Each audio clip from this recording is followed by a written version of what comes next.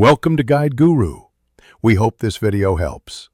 You start by getting essentials in place: stable Wi-Fi and an updated device so services run smoothly. Once done, make sure you have your Apple ID email and password at hand and any device used for verification. Now open settings on your iPhone or iPad, system preferences on a Mac, or Icloud. COM in a browser. This immediate step launches the sign in flow. Doing it first ensures you won't be interrupted by updates or poor connectivity as you proceed.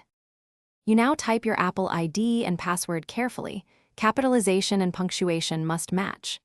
Once entered, the system often prompts two-factor authentication. Approve the request on a trusted device or type the 6-digit code you receive. This step proves it's really you.